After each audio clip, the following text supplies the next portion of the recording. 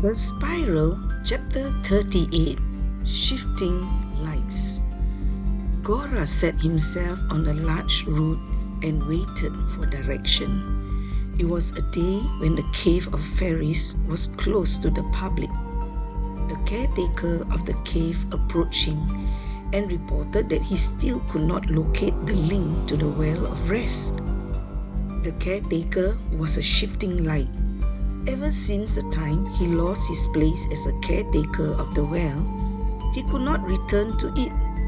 It was as if a big chunk of his memory was seared by a tumor of forgetfulness that grew down the centuries. When there was a rumor or a whiff of news about it, he would not be able to hold it as quickly and surely as the sun dried up a drop of water. Most who saw him identified him by the unusual shifting of lights as a reflection of the movement of light on the water. To a few, he appeared as a youthful person with gossamer wings, and to a few, he appeared as a chameleon who changed colors according to the reflections on the water. His benign appearance often masked the anger within him. Gora knew the caretaker enough to know that after getting what he wanted, he would get rid of the caretaker. For now, the caretaker was obliged to listen to Gora in exchange for outside news on the well. The caretaker's gift was to revel in alternate realities on a semi-pseudo level.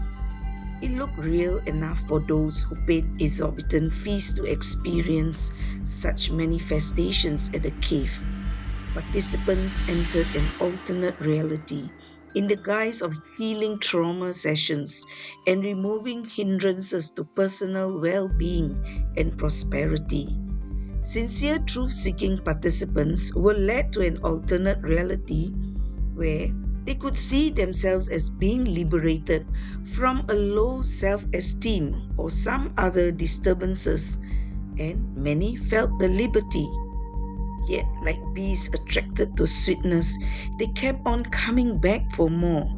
But little did they realize the alternate reality kept them in the same cycle.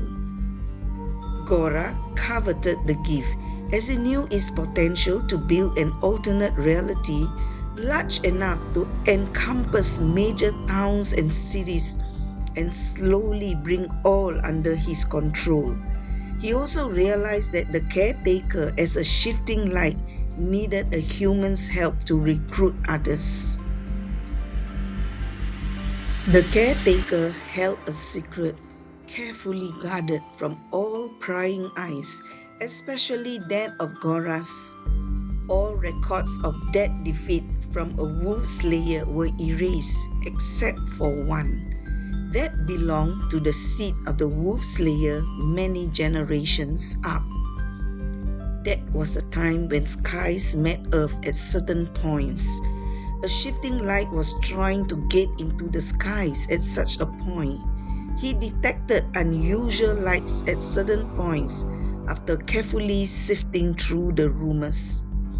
After many years of secretly pursuing a man who had shared his experiences, he located a spot. Keeping as close as possible in the guise of a butterfly on the lapel of his jacket, he wanted to smuggle in. The wolf slayer sensed something was amiss, but he could not find it. Taking off his jacket to locate and smell on it, he suddenly found himself in a garden of beautiful flowers. The fragrance from them was so aromatic and relaxing.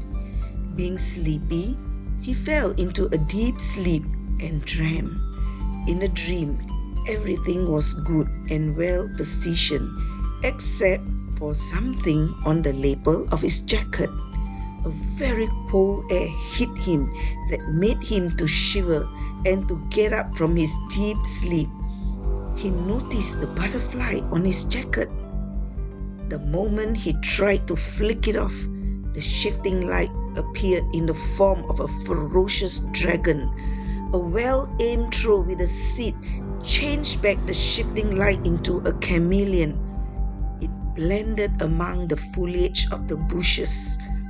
With a refined sense of smell, the wolf slayer detected the odor and aimed more seeds at it. In fact, the wolf slayer was having so much fun detecting it and aiming at it.